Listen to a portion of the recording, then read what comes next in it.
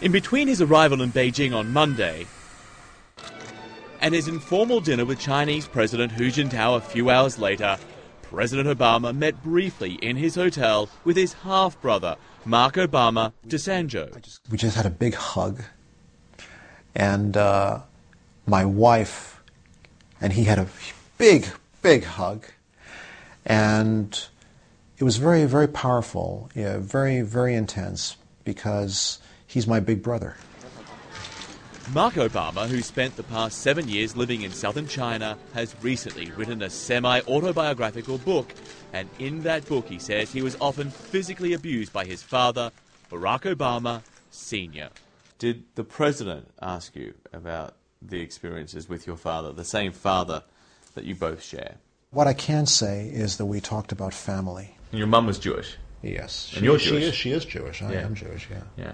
Just like Barack Obama, Mark Obama was the child of a mixed marriage. While he never knew his half-brother while growing up, the two have met from time to time as adults. There's always that personal connection, and I don't see him, I honestly don't see him as President of the United States when I'm next to him. Do you have that relationship? You can pick up the phone and say, hey, it's Mark calling. Well, you do that very carefully. But can you do that? Can you pick up the phone and call him? I would say I'd rather not go into that for various reasons.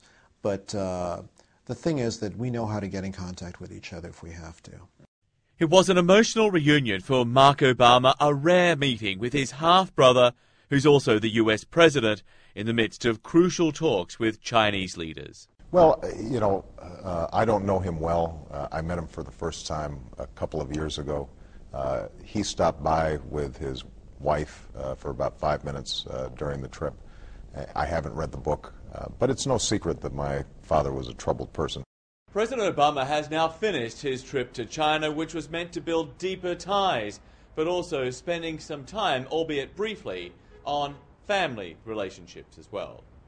John Vors, CNN Beijing.